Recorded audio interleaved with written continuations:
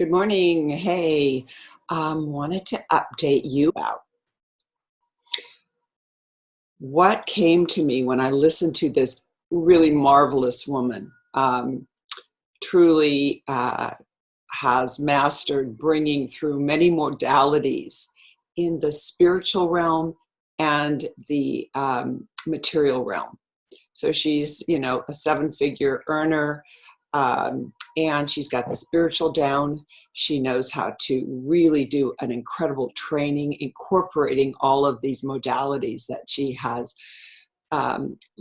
mastered in her life. So it was quite a wonderful experience. The one thing that kind of hit me, though, even though everything she did was truly amazing, very, very helpful, mind you, but she said, I don't know anyone that doesn't have a team or doesn't have a certain amount of financing that could really get a company going. She's talking about the difficulty of it. Just hit me that way. It was like, well, what? So, it's amazing when we buy into somebody else's experience. Like, even though 99.9% of her information was really accurate for me, that thing stood out. It was just this little So what this is about is realizing, going back to, well, wait a minute, I'm starting a new company again, the ascensionangels.com. And we're doing it on a shoestring, but everything we're doing really well.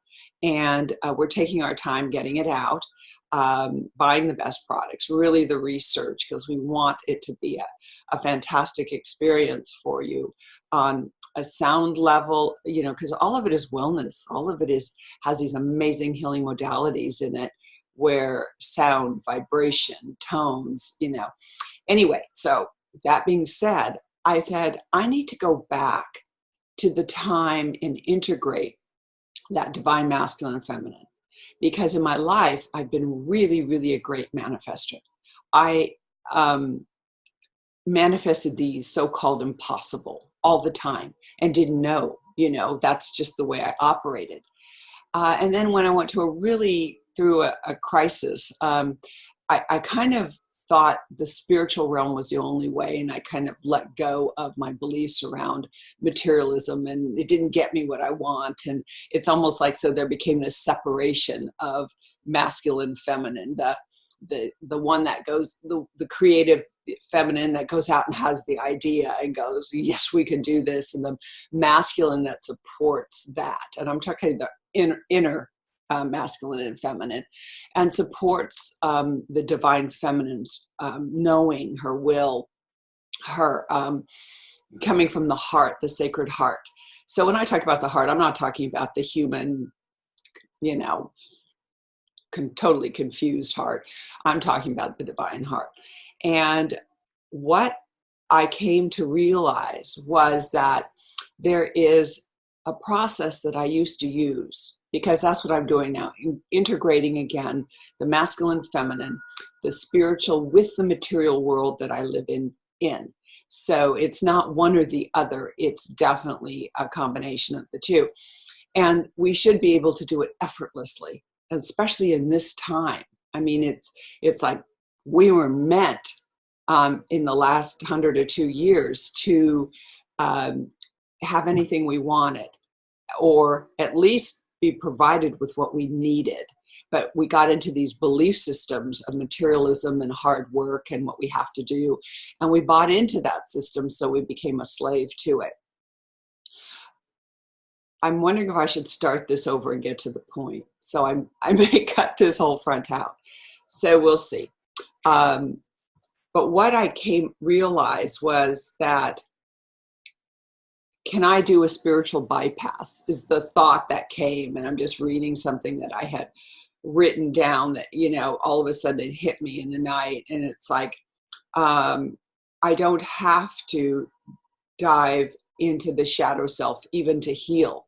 Like, heal whatever my beliefs were around the masculine, feminine, the prosperity or spirituality, that I really didn't need to dive into that. Could I do a spiritual bypass? So this is maybe the question. Your thoughts would be fun on this too, because I'm just exploring this. because when I did manifest, and I'm going back to this, there was only one thing I thought of, and that was the idea and it done. So I never worked from a linear timeline of A, B, C, D, E to Z, like you have to do all these things.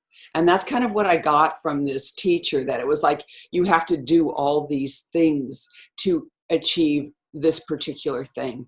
And it's like, no, you know, I'm a holographic being. I don't live in that. If I buy into it, which I had, then I'm not myself anymore. I'm in that not self, and I'm falling into the pattern of what the world wants, but not what's truth for me, not who I am. So going back to that symbol, nothing exists unless no negative without a positive, no problem without a solution, because everything rests in the same place. So if we can look at life that way, if we can look at everything that way, even our healing. In other words, here's the shadow part of self that believes in dislocation. That's one of my lines in human design. Dislocation. In other words, it's like, okay, where do I fit? I go into the shadow. I don't need to do that here. But then I can come into the visual of what the highest purpose is. I can even, I think, bypass. This is what I'm going to try anyway. It may not work, but I'm going to give it a shot because why not? And not even have to go just to the gift, but go to the city, SIDDHI. Go to the city, and which is unity. That's one of my main ones. It's my line 2 in my incarnation cross. It's the feminine, the divine feminine. So the unity, the oneness. Can I do that same thing as what I used to do with finances all the time, or business, where I would say, oh, I want to create this amazing business. And I never went from A, B, C, D. Like I told you, I went directly to Z. And the Z was, I felt it, I saw it, I knew it. I was walking in my space or watching people excited about my products or whatever it was. If it was manifesting a home, it was just seeing me in it and loving it and being so excited. So I went from A, hey, wouldn't this be fun? And it was always, wouldn't this be fun to have or do? It was never like, oh God, I need this. Oh, this has to work. Or I really want this. I mean, that's like the beggar. We have to get over that. We're not beggars. We're life itself. We're source energy. We are creators. So why can't I do that same thing when I visualized this amazing piece of land? And I just got really excited and I kept surrendering to it. And then I saw it done. And the whole thing miraculously came together when even the realtor said, there's no way this is going to happen. You know that. I've been in this business for 30 some years. And as far as I was concerned, that wasn't my problem. That was his. My thing was, why not? And the universe wants to create with us. And that's what we have to understand. It wants to create with us. And we just have to understand that. It's awaits our call, our knowing, our joy, but it can't work through channels of dread and I'm unworthy. So even if you're feeling unworthy, maybe try this. Maybe say, I feel so unworthy, or I'm worthless, or I'm not good enough. And then say, I am divine perfection. Know that they rest together, that I'm a divine being and I am amazing. I deserve everything I want. And I'm going to ask for it to be, though, of my highest calling. We don't want a bunch of stuff and then we have to take care of. And really all it does is drag us down into the mud. So let's just add that. I can suggest that you put in my highest and best. And that for the planet, because when we're doing the highest and best for the planet also, that is who we are. That is our oneness. And everything comes together to support you. So, that's what I'm going to play with right now. And not going to dive into every shadow of my ancestry for a zillion years and every incarnation. It's like, okay, dislocation. I'm gonna look at the shadow, examine that shadow, see, all the meanings it comes up with. But guess what? I'm not going to go through all the steps right now, and we'll see if it works. I'm going to go right to oneness, right to seeing this planet in unity. And that planet is me. Everything is contained within, so the body is actually in the soul, right? It is not the other way around. So I don't know where that came from. So hopefully that's right. But that I can see me as oneness. And I went to a lovely Christmas party last night and got in at 2 a.m. and I'm not good after really 1 o'clock is like, So, but anyway, and it was really interesting because I've been doing that no wheat and no sugar cleanse with my friend Shannon. And there was a spread of all this amazing food and incredible desserts. And there was nothing in me that was tempted, because once you get away for something that doesn't serve you, your highest purpose, if that's people, places, things, food, it's really amazing how the temptation's not there. You don't want to go back to it because you feel so good without it.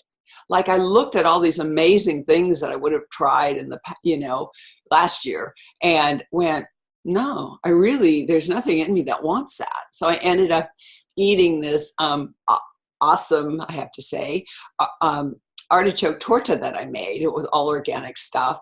And I ended up eating that and these little toothpick filled with mozzarella and not sage, what do I want to say, sage, basil and organic tomatoes. And, I was really happy. My light changed just now. That's fun. I enjoyed it. No desire for anything. No wine. No, I had a water with a squeezed organic lemon in it. And I was happy. So what I'm saying is every relationship there, I started going by my purpose in human design. My type, I followed my strategy. And it was really interesting. I was sharing with my friend Shannon this morning. It was totally unconscious. Like I have embedded this work enough, my healing work, going to the many of the issues that I dealt with in the past, especially around family, right? Family is a big one. When we come together, we get to really see where we are on the path, right? I mean, how well we're really doing spiritually if we turn into the 5-year-old that was wounded as a child, or the 10-year-old, or we're there as the adult. And I really found myself that I never went into the not self. And if you know human design, you'll understand that. I only have 2 centers, my splenic and my root. So all of the other centers are open, which makes it, as a projector with splenic response, it makes it really fascinating as a 5-1, because I can go in and I do penetrate people. I do kind of know what's going on. And so all night, I never approached one person, but it was a constant flow of people coming up to me, talking to me, and having really intimate conversations. Really, it was really amazing. And I never gave them anything unless they asked. And that's part of my design. Wait for the invitation, because they could really hear me, and they did really hear me. And at the end of the night, every single person that I had spoken to came up to me and said, "Can I get your business card?" I didn't promote myself. I didn't even suggest anything. They were the ones that approached me. So that's why I find human design extremely important, when people are following their design, their strategy, their profile, and we show up in the world. There was no conflict with my brothers or anyone else there. Where in the past there have been these childhood issues, they're all really wealthy people. They've done really well in life. And yes, I had a lifestyle like that, but then I lost it through divorce and falling into deep depression and darkness. And then been working on, wait a minute, I don't need to be there. I can go back and balance it. And, the child self's going, yeah, but I'm more spiritual. They don't even have a clue on spirituality and all the excuses. it's like one or the other. No, I'm both of those things. Each one of us is both of those things. As prosperous as we want to be, and as spiritual as we want to be, and just committing to ourselves.